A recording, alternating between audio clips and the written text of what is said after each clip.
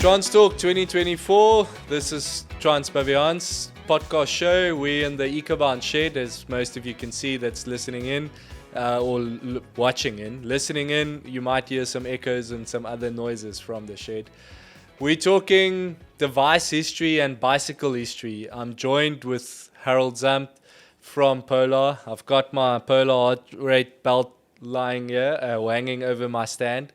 The history of devices, of how the race started back in 2004 and the bicycles. We've touched on it previously. You've ridden the very first race, Harold, in 2004. Your experience, your bike, what did it look like? The setup, what was on your handlebar? What did you use for lights? What was your device that you rode with? How did that all look? And yeah, take us down the memory lane. Yeah, you're stretching the memory a bit there, but if I can recall correctly, it was a 26-inch hardtail. Still a hardtail these days, which well done.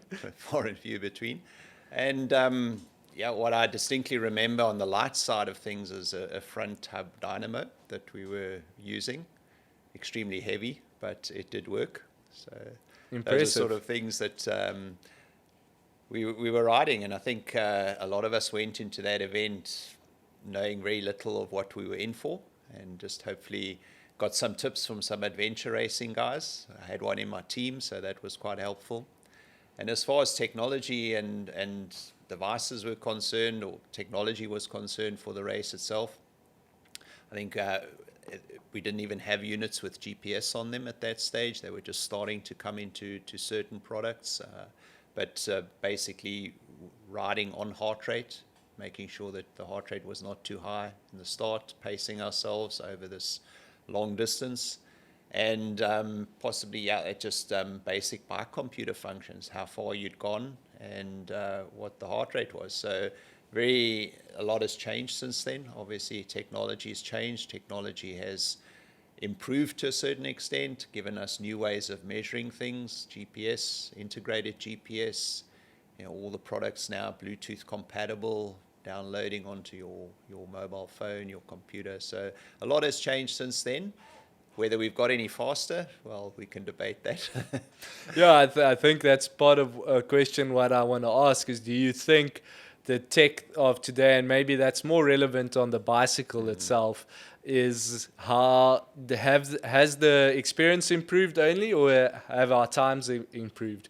And it's quite interesting because we looked at it before we started, and the very first riders to have won the race just did it under 10 hours, which if you think in 2004, and that was Fourie Kotze and his team that won the race in 2004, if you think about the enormity of the event back then, to ride a sub 10 in that time of the year or in that time of mountain biking is quite impressive.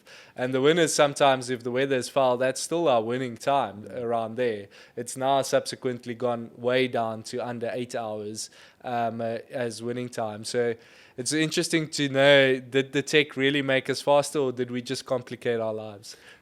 I think probably a bit of both, to answer that question. I think tech has contributed to various things. The bike tech is obviously one big factor where things have changed from the 26-inch to the 29, and now full suspension bikes and very tire technology, things like that. I think a lot has changed on that front and made things better, in inverted commas.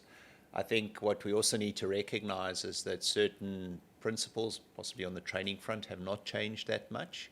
But from a nutrition perspective, there have been vast changes and improvements. I think the rider has possibly become more educated, understanding the challenges of the event. Obviously, the events over the years, the feedback from riders has been crucial to hopefully taking that knowledge and not making the same mistakes again. So I think coming back to the 2004 event, we must remember it rained for the first 180 odd kilometers on our ride at least.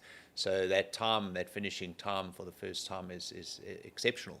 Yeah. And I think there are we cannot argue that tech has contributed to an improvement, but we must always be aware that there are certain basic concepts that you still need to pay attention to.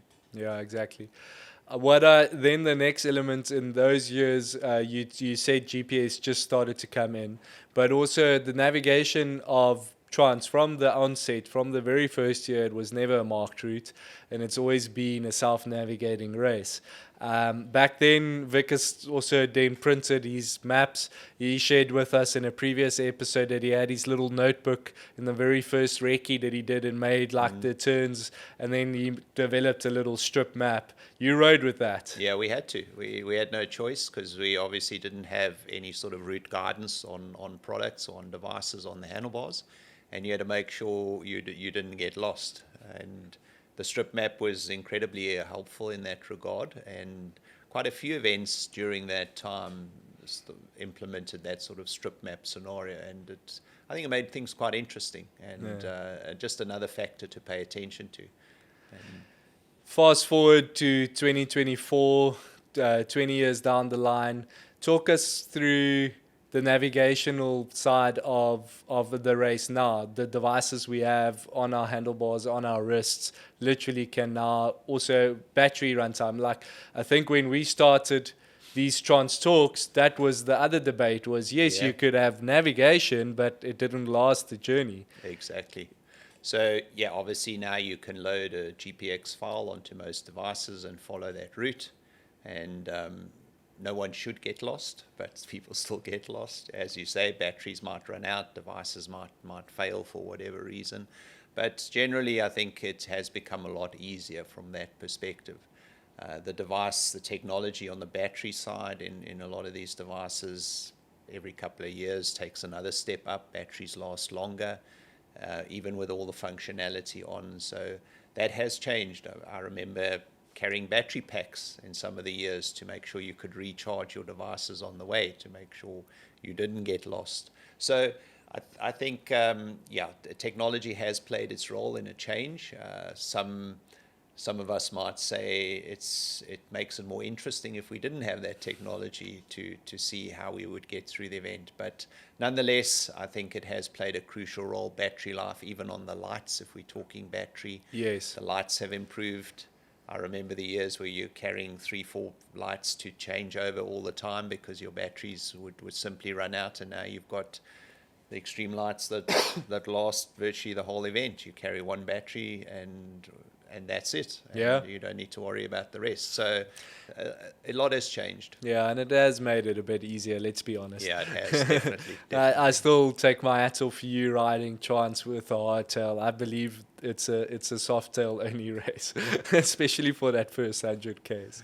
Yeah, no, definitely. I always look at the other guys and see those shocks in front of me going up and down at a rapid rate and wonder, should I not be changing? And I think this race, a dual suspension bike is the way to go for sure. But then there's also now this new trend of gravel bikes that's full rigid and smaller, narrower tires that say and we've had a couple of them now try it, and they say it's achievable. I don't know, but we'll see. Yeah, most things are achievable if you put your mind to it, but sometimes common sense needs to prevail as well. Cool.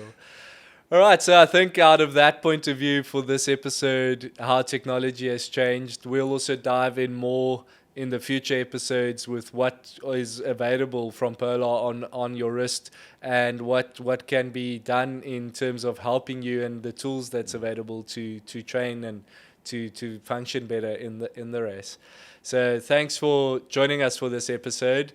Send us that memorabilia, send us your stories, and maybe you still have some old devices in a cupboard somewhere that you've used, the old Polar device. Send us some photos. We'd love to see that. Engage with us. Like and subscribe, and we'll see you in the next episode. Thanks, Harold. Thanks, Zane. Cheers.